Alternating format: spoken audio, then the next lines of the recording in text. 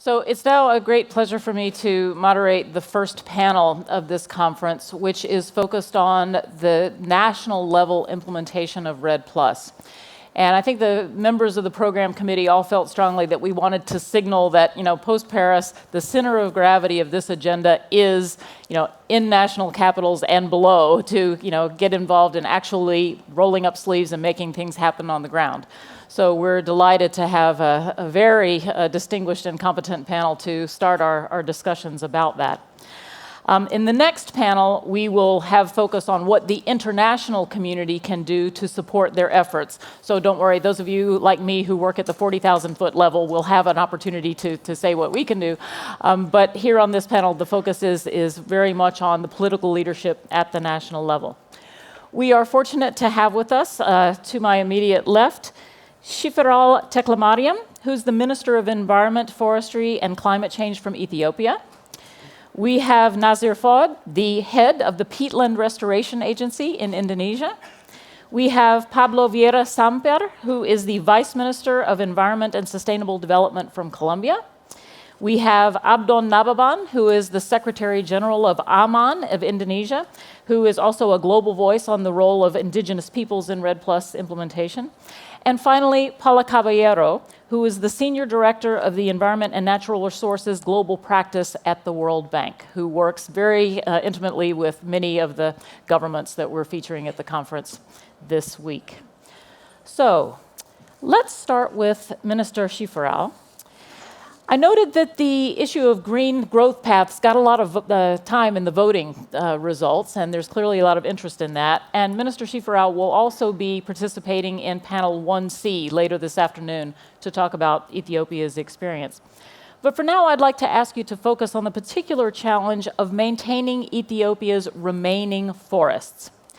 Now, it turns out that Minister Shiferaw is trained as a medical doctor. So, Minister Shiferaw, let's think of Ethiopia's forests as the patient and deforestation as the presenting symptom. So what would be your diagnosis of the problem? What would be your prescription about what to do about it? Tell us how the treatment is going so far, and what's the prognosis for a full recovery? Thank you so much, Francis. I think I would also like to take this opportunity to thank the organizers, the government of Norway, for bringing us all of us together here. So I think if we are shifting from the environmental model to the health model, then I think the starting point is to take a proper history. The proper history of what has gone wrong and the proper history of what could be the ultimate solution. So in that very regard, I would say, if you apply the health model in this very model, I think the history could tell us the very drivers of deforestation. As we speak today, I can say poverty is a first-hand driving force. In that very regard, you can also say the land use, land change issues, particularly changing the land into the agricultural land, or vice versa, and also using forest, for example, as a means of livelihood in the wrong sense, particularly using the forest for firewood. So those are some of the significant historical backgrounds which one could say. Of course, as we move on, we can always say the proper policy environment also need to be reviewed and discussed. For example, if you take the Ethiopian case, the very fact that the development depends on the very care of conservation of natural resource management on one hand, and also proper treatment, as you mentioned very well. Of course, this can only be done through the popular mobilization and also stakeholder participation, including international community and private sector. For example, one example which I could cite right here is in our own case, in Ethiopian case, we managed to mobilize more than millions of households to have a natural resource management of like 13 million hectares of land. If you really translate that into a financial terms, it means billions of dollars. And within that, like 8 million of it, natural resource management, and like 5 million hectares of it is like closure of land. So in that very respect, then I would diagnose the problem that within poverty, as well as the way the development is led forward, then the intervention would be, this is what we call the treatment, as you said already. I think to make sure you have a national plan that envisages the protection and as well as conservation, as well as addressing the new enrichment of forestry is taken into consideration. So the REDD Plus now will come as one of the serious interventions to make sure the forest sector is contributing towards the national economy.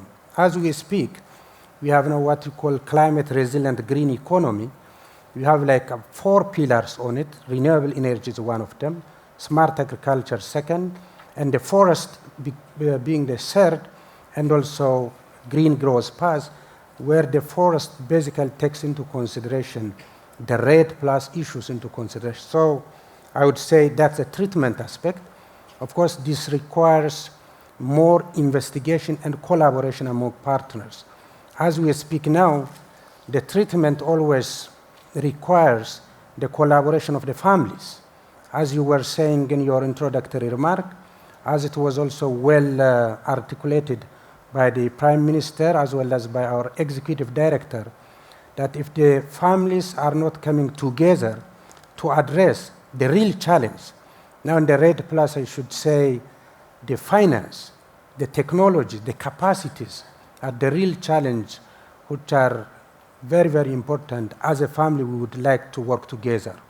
Ethiopia, being a pioneer at the national level, completing all readiness issues, we have what we call the 4 readiness elements.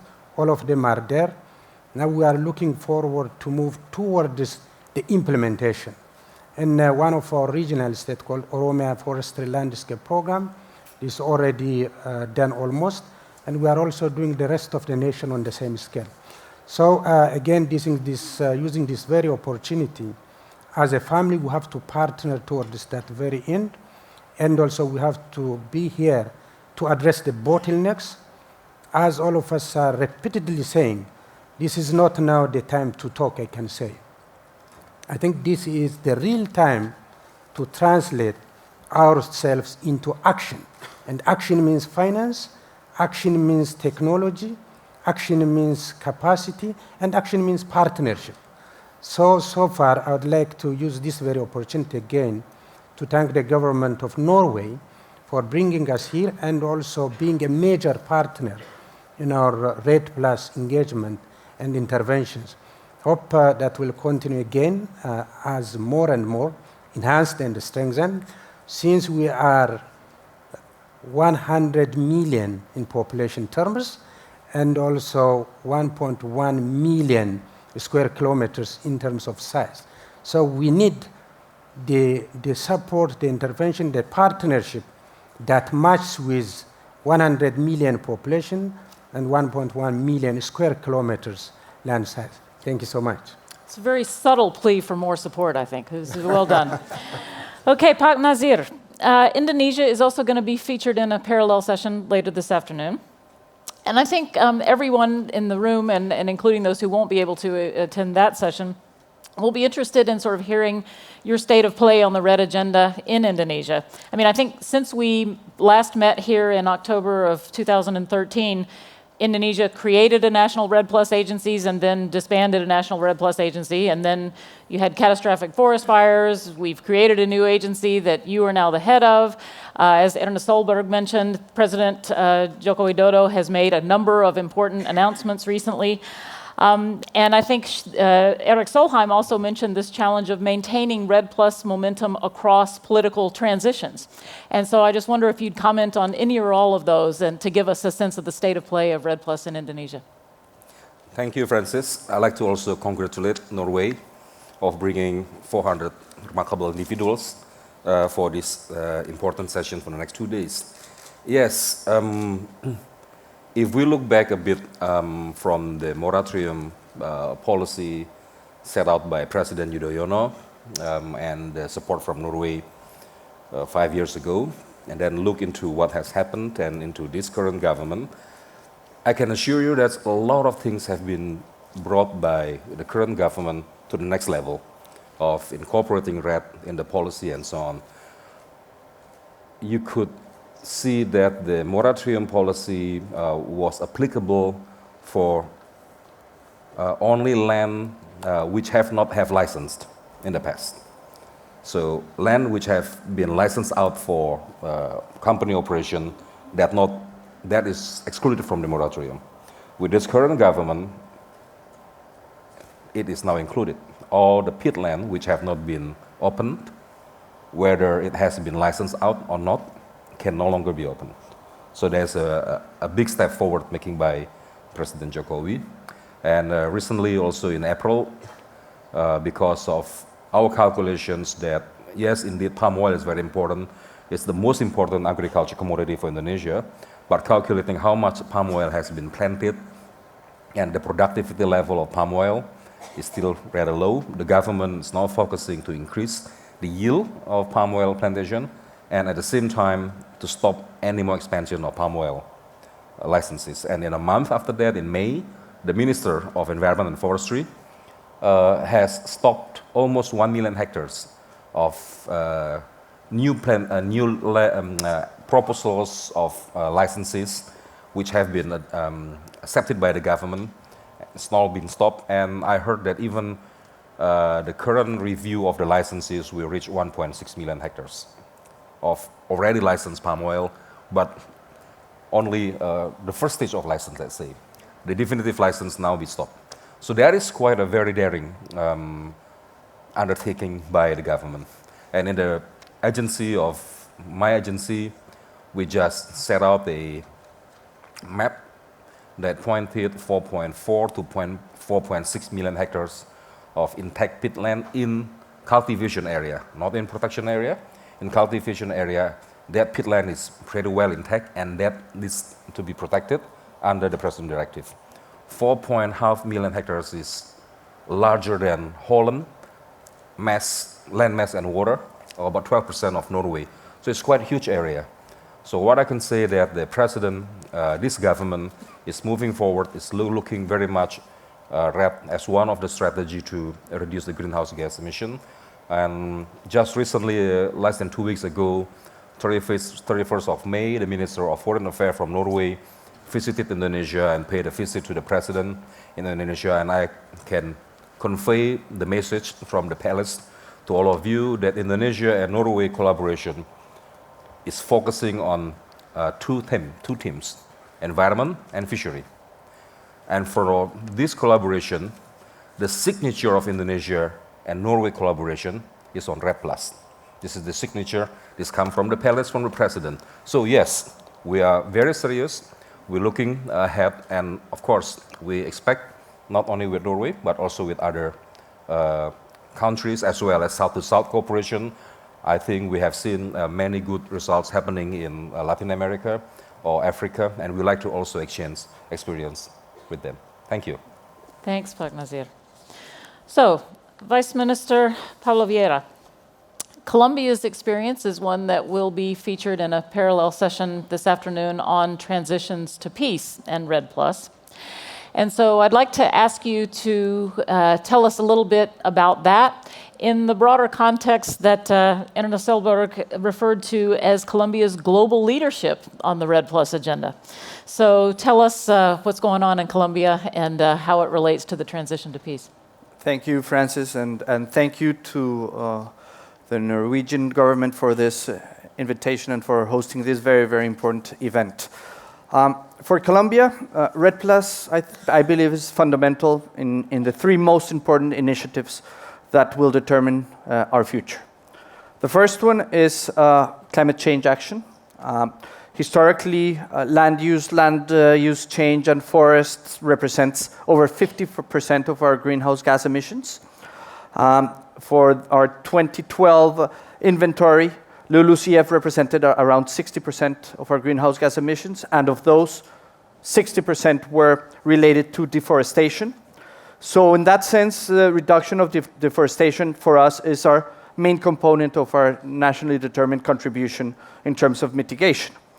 Achieving what was agreed in the Paris Agreement comes also hand in hand with other commitments that Colombia has had in terms of reduction of deforestation. Colombia committed to reducing to zero net the deforestation in the Amazon region by 2020, and is part of the New York Declaration in terms of eliminating deforestation by 2030. But this is something that we have to do with the help, with cooperation. And this is where REDD+ becomes fundamental. We are committed to reducing deforestation, to ending deforestation in Colombia, but we need help. And REDD+ is a fundamental mechanism for this. The second initiative is peace building, as you were asking. 50%, around 50% of our historical deforestation, which is around 3 million hectares, is associated with the conflict. Over 60 years of conflict has been concentrated in areas that are very rich in terms of its biodiversity. And in that sense, the main drivers of deforestation associated with the conflict are illegal crops, illegal mining, and timber trafficking. So in that sense, the conflict is associated to a combination of illegal acts, poverty, inequity, lack of opportunities, and environmental conflicts. And as it was said here before, these are also drivers of deforestation in our country. So in order to achieve a stable and long-lasting peace, we need to bring to these areas well-being, jobs, productive activities, infrastructure, health, education, but all in a sustainable way. We need to avoid deforestation and more environmental degradation as part of the implementation of the agreements. We need to avoid those social and environmental conflicts that will not allow the peace to be durable and stable. And in that sense, we have a good starting point. The draft agreement has a sustainability vision. For example, in the agreement, we have commitments associated to reducing deforestation that's associated to the expansion of agriculture and cattle ranching activities. We have specific points associated with protecting strategic ecosystems, for the implementation of payment for ecosystem services so we can involve communities in the protection of the environment, and the development of sustainable productive activities in these areas. And once again, this is where REDD+ comes in very handy, as it can promote the conservation and sustainable use of our forests in the post-conflicts, with social, economic, and other environmental benefits, especially for our rural communities, that will guarantee the long-lasting and stable peace that we're fighting for. The third and final initiative is the implementation of our green growth strategy. Our National Development Plan, which goes from 2014 to 2018, recognizes that Colombia's development pathway, is not sustainable in terms of the environmental point of view. So it mandates the implementation of a green growth strategy, where all sectors have to incorporate environmental and climate change variables into their planning processes and into their budgets. And this is very well aligned with the new 2030 development agenda and its sustainable development goals, and with what was achieved in the Paris Agreement. We have also very ambitious goals in that sense, in terms of reduction of deforestation, restoration of degraded areas, and the declaration of new protected areas. So one of the main commitments from the new National Development Plan is a policy for the reduction of deforestation, which is currently under construction. And here, everything is based on what we have been doing in terms of REDD+. As we believe that REDD+ will not only be fundamental for achieving this reduction of deforestation, but to achieving the three main pillars of the National Development Plan, which are education, equity, and peace. Through the implementation of green growth development model, especially in rural areas of the country. So it could be said that REDD+ and the reduction of deforestation in our country is one of the cornerstones, if not the cornerstone of a peaceful and a sustainable Colombia that we're fighting for in the future. Thank you. Wonderful. Thank you. I think that deserves applause, right? REDD Plus is a cornerstone.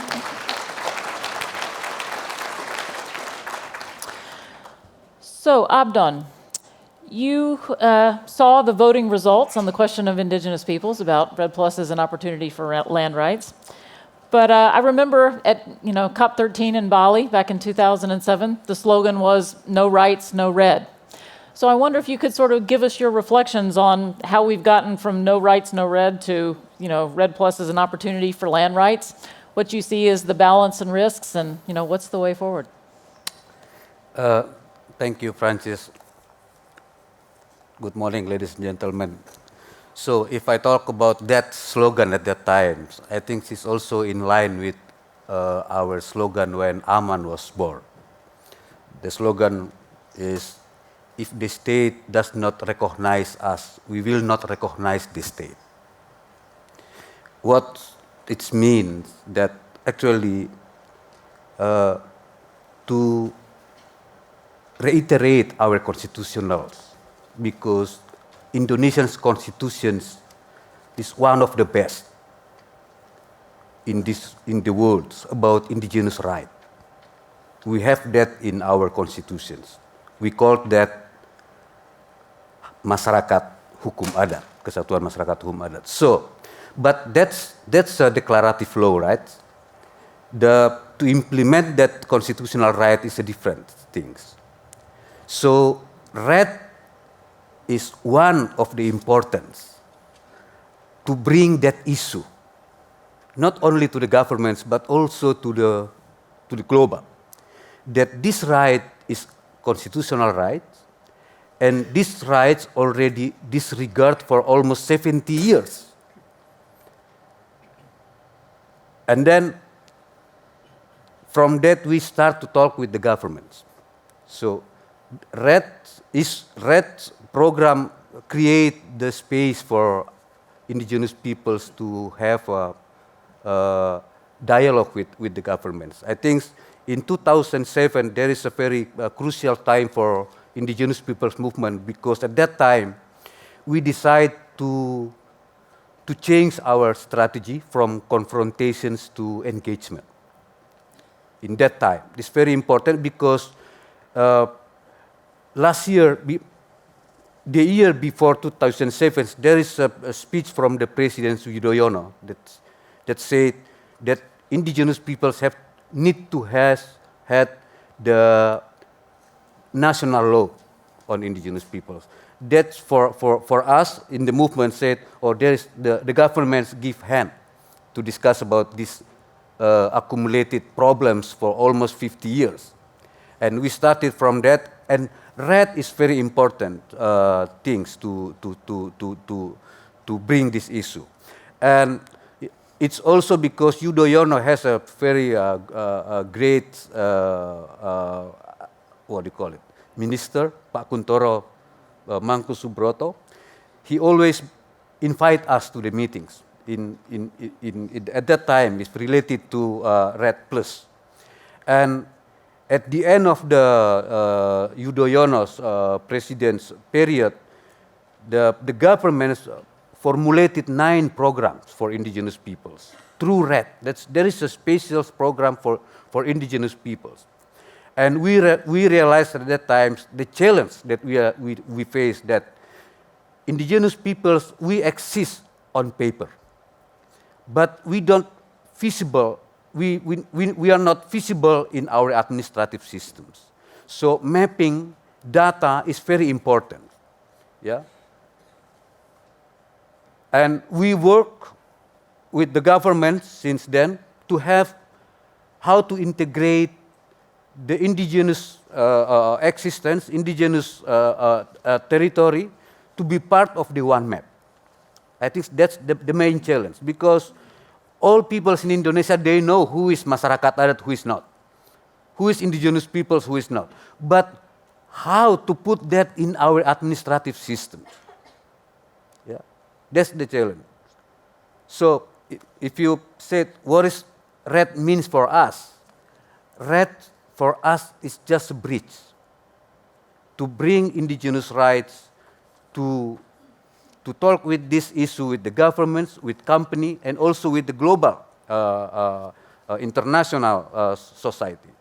Because after Bali COP, we did very intensive discussions within indigenous peoples in Indonesia, and we came to the conclusions that REDD Plus already in our territory. It's not new in our way of life. It's there. The only we don't have at that time is how to measure carbon emissions. But how to reduce carbon emissions, how to reduce or to safeguard forests, that's our daily life. So REDD already there. So we put that in that way, yeah. That's why also we support the LOI, letter of intent between Indonesia and Norway, because we believe that with international support, these indigenous peoples will be the main actors in doing REDD, not corporations, not research institutions, even not governments.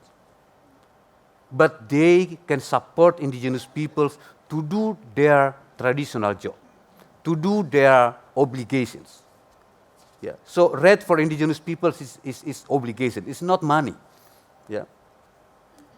So please, money goes to Pa Nazir, but the rights for us.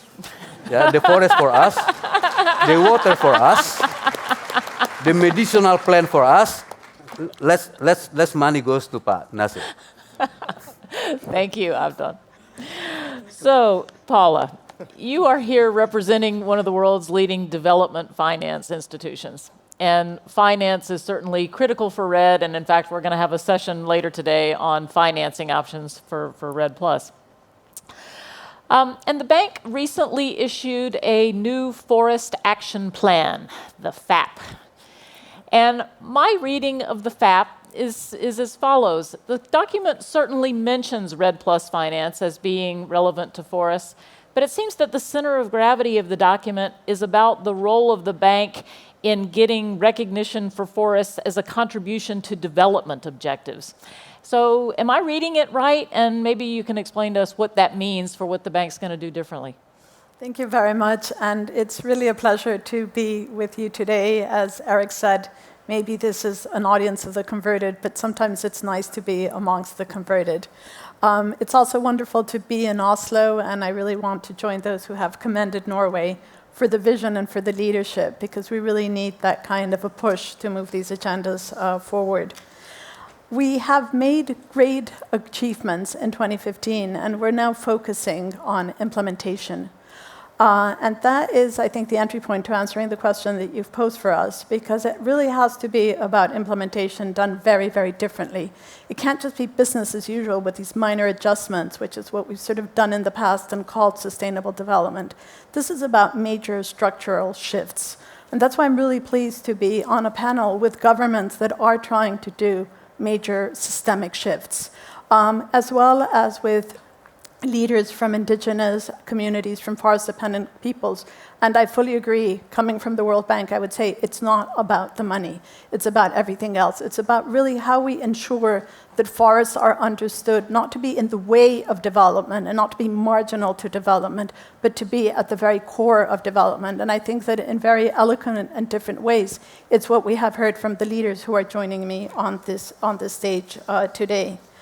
The bank has actually adopted two, I think, far-reaching documents this year. One is the World Bank Group's Climate Action Plan, which calls for climate-smart land use for the period of FY16 to FY22. And in that same period, we have the Forest Action Plan, which we now call the FAP. And that is really important because it focuses on sustainable forest management. But very critically, it also talks about the need to engage with other sectors, what we call forest-smart investments, with transport, with agriculture, with energy, with mining, with really switching and looking, I think, also to what Eric was saying about how he used to see private sector as being really an ally and a driver for moving this agenda forward, how we need to work with these sectors to really turn the tables on deforestation and look at forests as really embedded in productive landscapes.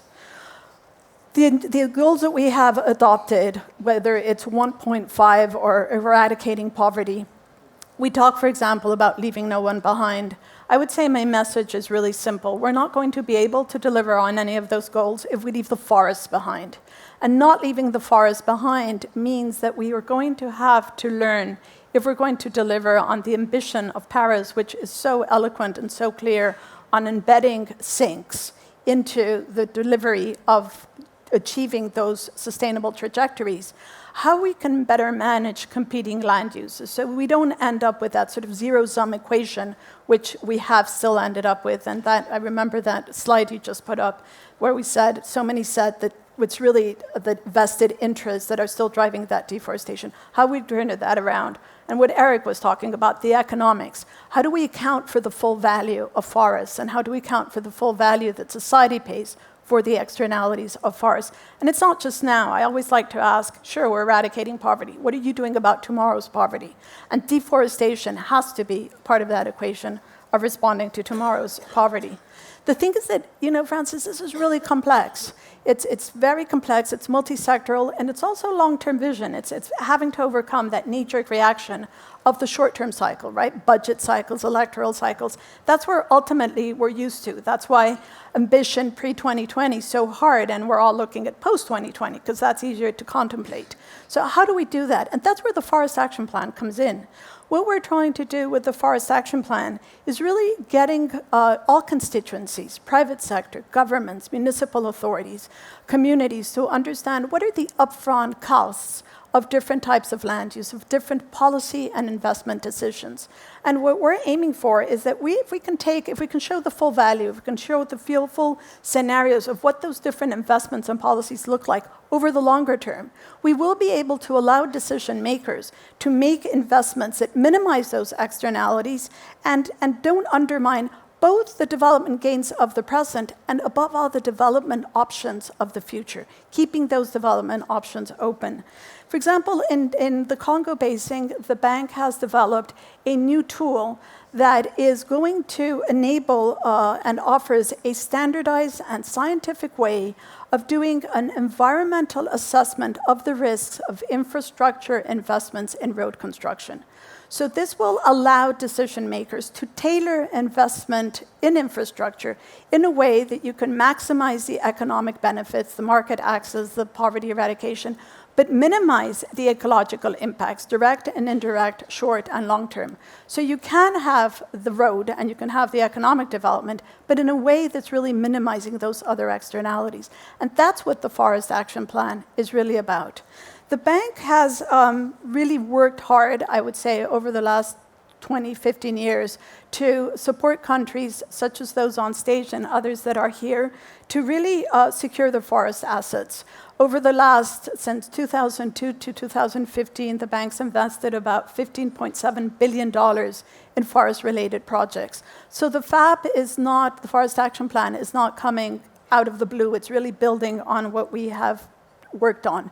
And it has to do not just with the finance, but also with the expertise. A lot of the governance issues, a lot of the issues that Abdon was talking about, the tenure, the land rights, the governance, community-based participations, small and medium forest enterprises. We're bringing that plus the finance to the table.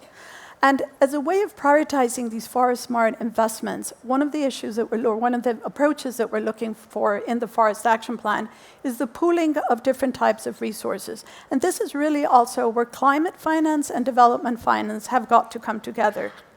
And by pooling the different sources of finance, we come to what we're calling the programmatic approach. Now, there will be different specific financing packages for countries depending on their priorities or for different types of programs. But the idea really is of how we can blend and sequence development finance, climate finance, to bring together a much greater added value, to move away from the fragmentation, and to help countries such as those that we've heard talking about green growth strategies, talking about embedding this in their development plans, how we can put that finance to work there. A very good example will be on Wednesday. There's a panel on the DRC. The DRC has a very large REDD Plus program, and the programmatic approach there that we're rolling out is really trying to see how we can align these different types of financing. Very importantly is also the public-private partnerships that we're trying to develop. Ethiopia on coffee and cacao, in Ghana, Colombia, sustainable beef and soap production.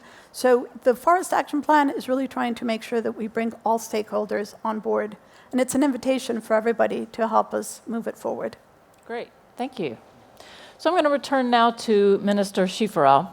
Mr. Shiferaw, I imposed earlier on your expertise as a medical doctor, and now I'm going to ask you to change hats and speak as a politician. I think you may be one of the only ones on the stage who has run for public office as an elected official. I know you've run to be head of Secretary General of AMAN, but for now we're going to ask the politician to voting. And I also cognizant of what Nazir said about how some of these recent announcements that the president of Indonesia made have been really daring in the context of the politics.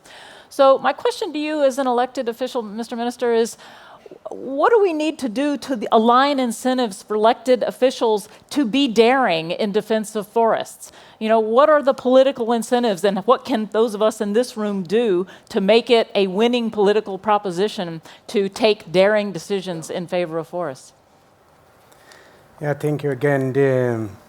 I think the ambition, all of us in this room, or also I think it's true everywhere across the world, is that you promise or you pledge for your own people that you are going to secure a better quality of life compared to what was in it. So as a politician, we have the same ambition, and I have the same ambition. So when we relate the same with the forest sector, as I was trying to explain earlier, it's not good to see it alone or in separate terms, and if we don't manage it to see it in a comprehensive terms. For example, the case in Ethiopia is we have a climate resilient green economy strategy, which is actually mainstreamed in what we call a national development plan, which we call it growth and transformation plan.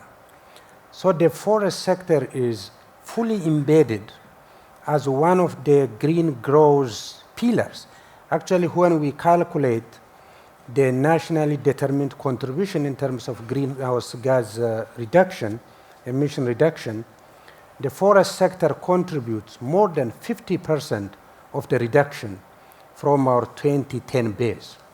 So it means, be it for green growth, Ethiopia is a very mountainous country. Most of the highlands, 70% of the highlands is mountainous. And if you take the whole nation, probably like 40% of the nation is mountainous. In a country that is mountainous, if you are not working on the forest sector, there is no way you can ensure middle income status by 2025 or green growth or carbon neutral economy by 2025. So therefore, we are heavily dependent on agriculture, and agriculture is heavily dependent on water. So if we are not working on a forest sector properly, there is no way you can think of agriculture. We are also very much heavily dependent on hydro in terms of power sources, on the renewable energy terms. So if we are not working on the forest sector again, you cannot think of the hydropower. So for us, working on the forest sector, be it through the REDD Plus or through what we call a National Forest Sector Development Program, is like whether you are now to achieve the middle income status by 2025 or not. Otherwise, there is no way you can achieve that. So, as a politician, if we are there in Ethiopian terms to make sure the middle income, the lower middle income status by 2025 is going to happen, we need to work on the forest sector development. Both in terms of conservation, we have about 15.5% coverage at this time. When this is translated into hectares, This is about 17 million hectares of the land. But on the other hand, we have also a land to be restored, which is about 18 million hectares of land to be restored. This is a study which we have conducted together with World Research Institute, and we also even valued the economical and the social return, which we have done through UN REDD Plus in conjunction with, which tells us the economic return at this time is 6% of the GDP. So if we are not working very hard in the forest sector, there is no way you can achieve the other parameters which we highlighted earlier. We have also the number of other studies which we have conducted, which tells us more commercialization, more industrialization, and more private-public partnership is required in this very regard. So it's very important to say that without investing, without addressing the REDD Plus properly, nationwide, there is no way you can achieve the middle income status, as well as there is no way we can achieve the carbon neutral economy.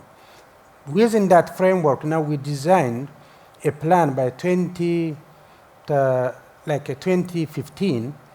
We will definitely, or 2017 or 2025, we need to reach 30% of the national cover of the forest while conserving what is available through sustainable forest management, etc., and also building new schemes through afforestation and reforestation aspects. So I would like to say and to share the same as I mentioned earlier. This is an area which the globe, if we are very serious to come together as a family, climate change is affecting, we know. Drought is there, flooding is there, land slide is there, but that's now the history. Now the action is now to come together to address the same and work with householders, civil societies, private sector to make sure, as a politician, everyone is coming on board. Because leaving someone behind, you cannot achieve no one is left behind motto of the SDGs. Thank you so much. Thank you. So now I'm going to take the opportunity to remind everyone, including our speakers, that we are being live streamed. So as I begin to ask more sensitive questions, you can calibrate your answers accordingly. So Pak Nazir, starting with you. One of the things that's really changed over the last few years since the last Oslo REDD exchange is this big wave of no deforestation commitments out of the private sector, certainly including the big palm oil players and pulp and paper industries in Indonesia.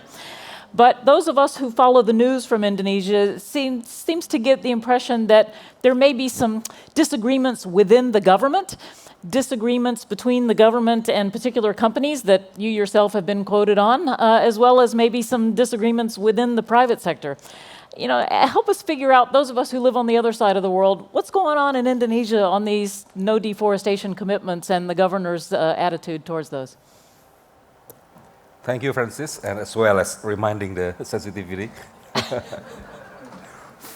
Before I come to that, I'd like to make a short comment to my colleague, Bang Abdon. Of course.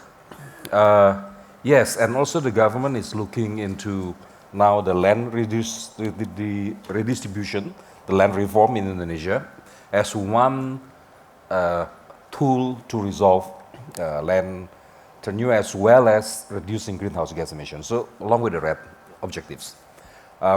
We looking at 12.7 million hectares of land redistribution from this government.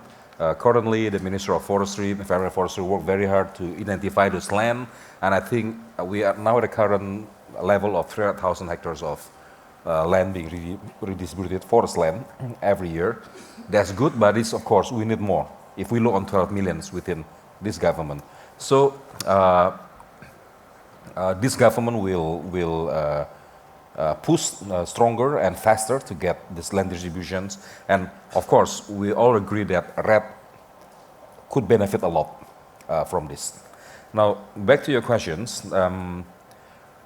If we look into all of this government commitment on the no deforestations, on land which have not been licensed out from my previous president time, and then this government put also the no peatland development, which is in line with the pulp and paper and palm oil sectors are committed to, and even move further to have no more palm oil, new plantations in whatsoever, whether it will be primary forests or secondary forests or even degraded land, no more.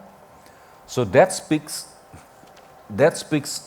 with the core, the spirit have been adopted by the private sector. So if we look on that perspective, we see those are in line. But on the details, perhaps expectation on how quick it can be incorporated. At the same time also, not only how quick, but also how genuine the commitment will be adopted by private sector. At the same time, we look into how much new licenses being proposed by the private sector. We may see still inconsistencies. So it's great on one hand, private sector reach out very strongly. Now the government is also taking up and adjusting the sustainability principles. I would see that in the near future, you would see more consistent messages emitted from both parts, the government, the private sector, as well as the civil society. Very good. Thank you. So, Vice Minister Vieira, a few minutes ago, Paula told us it's not about the money. It's kind of like the checks in the mail. I don't know. It's always about the money, isn't it? I saw in your bio on the conference app that, quote, and I'm quoting here, results-based payments within the framework of REDD+ is among your top priorities. So, wherever you come out, it's not about the money, it is about the money. Why is results-based payment an important feature of Colombia's REDD+ program? Well, thank you. And I guess as part of the international negotiations and looking to give REDD+ and forests the importance it deserves in terms of being strategic to fight climate change, we've been working with developed and developing countries on generating strategies to give it the importance it deserves. So first, I guess the New York Declaration on Forests was very important, where over 100 and so countries, companies, civil societies became part of it. Then we worked on what we call the Lima Challenge in Lima, where 14 developing countries that are rich in forests expressed their interest to work towards reducing deforestation, and also expressed their need for support to be able to do that, and how ambition can grow with resources, money, technology, capacity. Because, of course, we have the responsibility to take care of our forests, but the benefits from forests are global. So there's also responsibility from everyone else who receives those benefits to help us protect the forests, especially in countries that are developing, where pressure is very high in forests due to the needs of development. So as a result of all this work, we're able to sign 2 payment for performance agreements in Paris last December. This is something that we worked with Norway, the United Kingdom, and Germany, and I want to take the opportunity to thank these 3 countries for their leaderships in terms of trying to protect forests, not only from Colombia, but from all the world. And I think that these 2 projects are extremely important in the message that they send. The first thing is that the objective of this agreement is to reduce deforestation and as such the greenhouse gas emissions that are associated with deforestation, but also to promote sustainable development. So it has economic and social benefits included in the commitments. The first project is a subnational project in the Amazon region of Colombia, which is called Amazon Vision. And it answers to Colombia's commitment to achieve zero net deforestation in the Amazon region by 2020. It's a program under Germany's Red Early Movers, REM, and this is a project that's getting started. Our first payment will be received in the next couple of weeks. So with the work we did with the Amazon region, we started thinking about the need to have a national program. And that's the other initiative that we signed in December, which is a national program for the reduction of deforestation and the promotion of sustainable development in the context of post-conflict. And it's very interesting because it has two different modalities in terms of payment for performance. The first one is policy milestones. So commitments and milestones that we already have in terms of building policies for green growth, for biodiversity protection, for climate change action, for the protection of ethnic communities, will be rewarded with resources. And then a second phase that's more typical payment for performance in terms of reduction of greenhouse gas emissions from deforestation at a national level. So for Colombia, this payment for performance schemes are fundamental. And they're fundamental because we use them to kickstart national and subnational initiatives that are designed to fight deforestation and to foster sustainable development in the country, where the country sometimes doesn't have the capacity to get things moving or to get all actors involved. And at the end of the day, to generate the sufficient inertia for a transformational change, as Paula was putting it. Thank you. Abdon, I would like to give you the opportunity to extrapolate from what you talked about REDD+ at the national level to how it links to the international level, but also to subnational levels. You mentioned that AMAN decided to endorse the letter of intent between Indonesia and Norway, but that was controversial at the time. I know AMAN took a lot of criticism, but tell us a little bit about what happens internationally. International actors affect the politics of REDD+ domestically. And then if you want to briefly comment also on how it works at a lower level. We saw in the voting exercise that the preponderance of people in this room believe that the real action is at this jurisdictional level for implementation in the future. But you mentioned this issue of accumulated problems, which I know really manifest themselves at the subnational level. So how does your agenda articulate with REDD+ or green growth compacts or other initiatives at the subnational level? Okay, I spent my almost 10 years just go around Indonesia, and I did research, and I really believe that REDD is there on the ground from the beginning. I have no doubt on that, and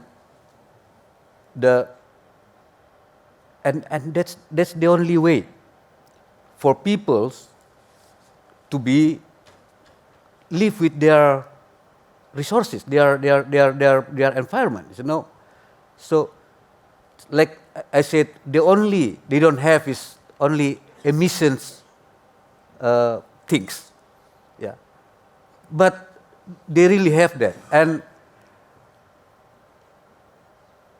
I think for internationals, this REDD is like a media, like something that the bridge to communicate what they have on the ground,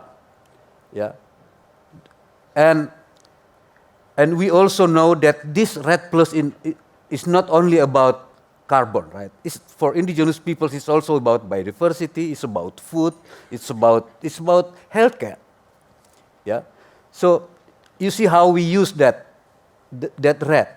But for some friends, they also worry this REDD will be the same with the developments, the dominant developments way. That this REDD will be privatized to the corporations. But for me, it's nonsense. It's impossible, because if the REDD is that scheme, the conflict will raise, and all money that we put in REDD will be paid for conflict, not pay for carbon emissions.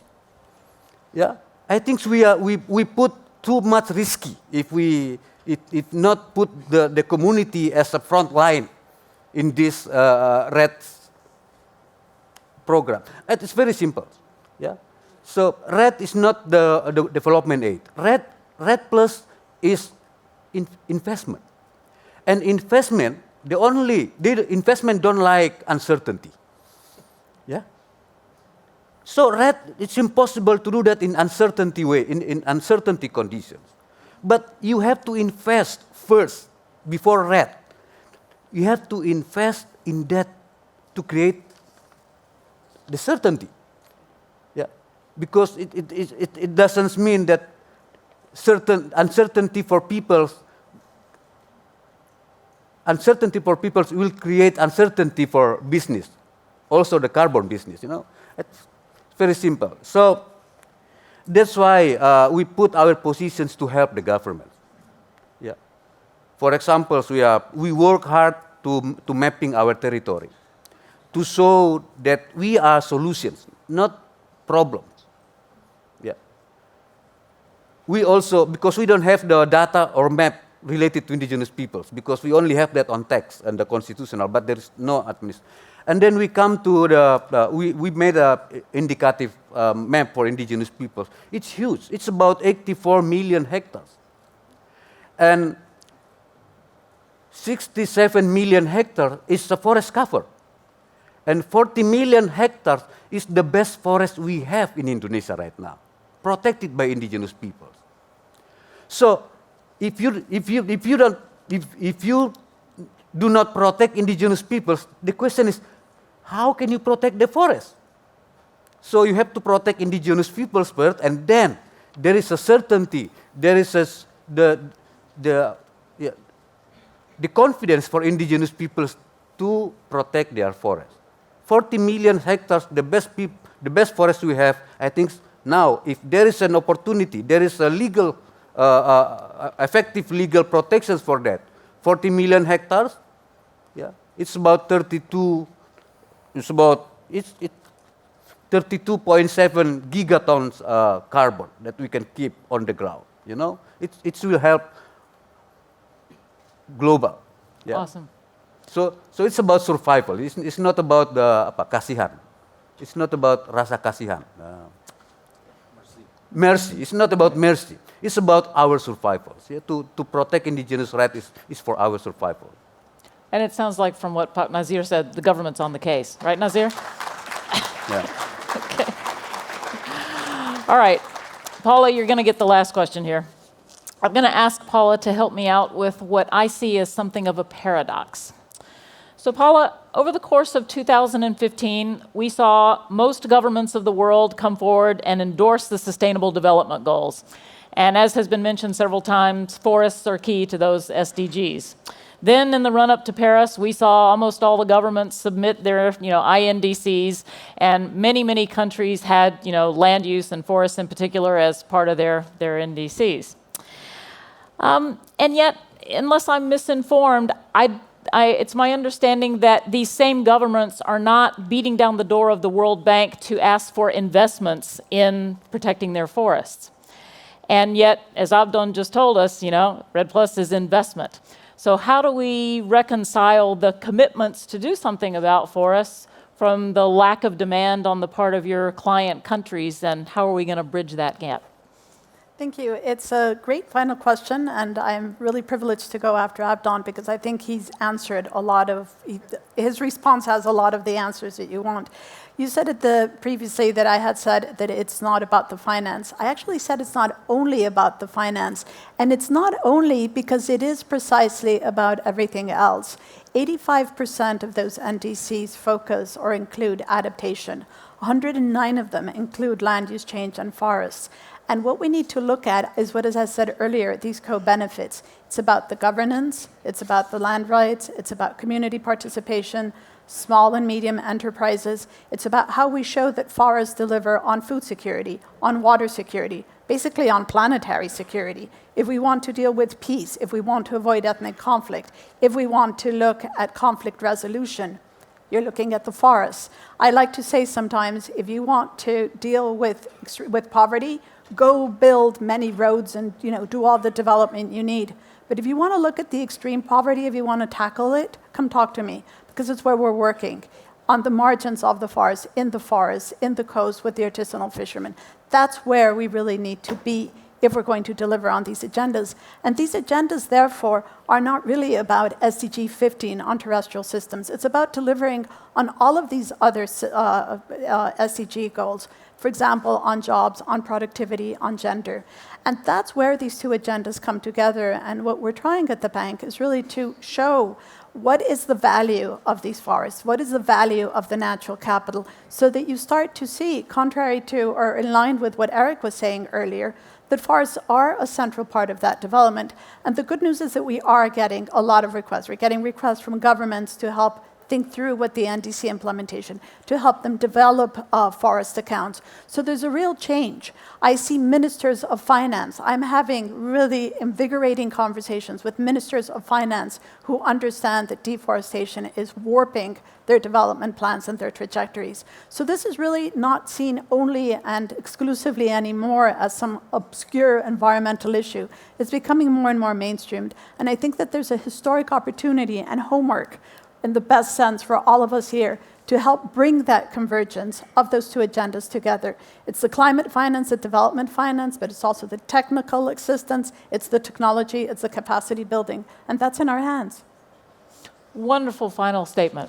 So, we all know that one of the best parts of conferences like this is the coffee breaks, where you all get to talk with each other and connect with old friends. So we are ending this session exactly on time so that you have a full 30-minute coffee break outside in the lobby. We ask you to please be back in time for Plenary 2, which will be another great discussion. But before you leave the room, please join me in thanking with a round of applause our wonderful panelists.